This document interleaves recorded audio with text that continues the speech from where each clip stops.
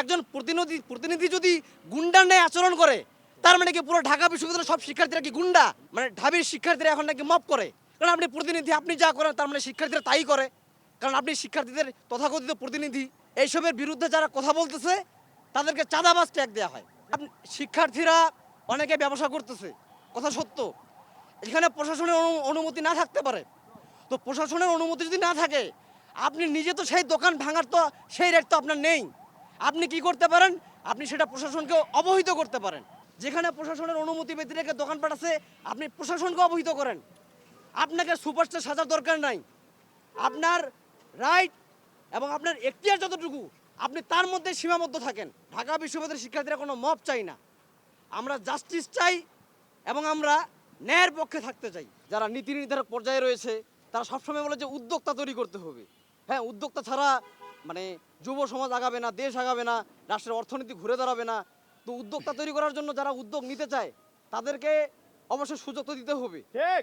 তো আমি মনে করি যে ঢাকা বিশ্ববিদ্যালয়ের প্রশাসনের অবশ্যই এই দিকটাতে নজর দেওয়া উচিত। ডাকসুর ব্যানারকে অপব্যবহার করে কিছু মব স্টারের উত্থান ঘটেছে, যারা ক্যাম্পাসে বিভিন্ন মোরাল পুলিশিং করে বেড়ায়, মব স্টার পরিচয়ে বিভিন্ন অপকর্ম করে বেড়ায়। সর্বমিত্র চাকমা হলো তাদের অন্যতম। সর্বমিত্র চাকমাকে এই ক্যাম্পাসের ইন্সপেকশনের দায়িত্ব দেওয়া হয়েছে, তাকে বুট দিয়ে ডাকসুর কাজের জন্য দেওয়া হয়েছে। সে এলাকায় গিয়ে জামাতে ইসলামের খেপ মারতেছে, অথচ ঢাকা বিশ্ববিদ্যালয়ে বিভিন্ন ধরনের উন্নতি ঘাটতি রয়েছে, সেগুলো সে করছে না। সে মপ করে বেড়ায় এখানে সেখানে।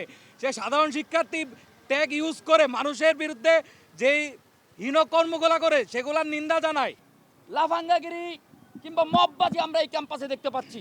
কখনো দেখতে পাচ্ছি ইউরেনিয়াম দিয়ে ভারতকে 20 বার করে ধ্বংস করা হয়। কখনো দেখতে পাচ্ছি আমরা এই ডাকসুর নেতৃবৃন্দ ভারতীয় হাই কমিশনে ইট খুলতে যায়। আবার কখনো দেখতে পাচ্ছি আমরা রাত 2টা 3টায় তারা বিশ্ববিদ্যালয়ের গাড়ি নিয়ে বিভিন্ন জায়গায় মববাজি করে বেড়ায়। ঢাকা বিশ্ববিদ্যালয়ের বিভিন্ন হলগুলোতে সিগারেট নিষিদ্ধ করা হচ্ছে। আবার একই দিকে এই ডাকসুর নেতারাই ঢাকা বিশ্ববিদ্যালয়ের মতো একটা জায়গায় সিগারেট কোম্পানি থেকে স্পন্সর আনে। সেন্ট্রাল মাঠে অত্যাধুনিক দোকান বসিয়ে সিগারেট বিতরণ করে ফ্রিতে। আপনি মেট্রো রেলের নিচে যান, দোকান পাবেন। ইভেন এই টিএসির মতো গুরুত্বপূর্ণ জায়গায় যেখানে গেট, সেই গেটেও আপনি দোকান পাবেন। তাহলে এই দোকানগুলো কারা চালায়? আমাদের একটা প্রশ্ন, ডাকসু যদি উচ্ছেদ করে থাকে তাহলে এই দোকানগুলো কারা চালায়? কিন্তু আমরা দেখি কি, আবার আমরা দেখি যে বহিরাগত দোকান ঠিকই থাকে, অথবা নিজেদের পরিচিত দোকান ঠিকই থাকে, কিন্তু অন্যান্য শিক্ষার্থীরা যখনই কোনো দোকান দেয়, দোকানের সাথে সংশ্লিষ্ট হয়, তখন তাদেরকে সেই দোকান ভাঙচুর করা হয়, উচ্ছেদ করা হয়।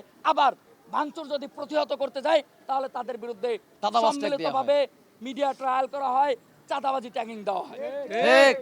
আমরা আগামীকালকে বিশ্ববিদ্যালয় প্রশাসনের কাছে স্মারকলিপি দেবো যে বিশ্ববিদ্যালয় আমাদের যে সেই আগের দাবি বিজনেস হাব তৈরি করা নির্দিষ্ট এলাকাগুলোতে, ফলপাড়া, কার্জন হল, লাইব্রেরির সামনে, সেটা যেন অবিলম্বে তৈরি করা হয়।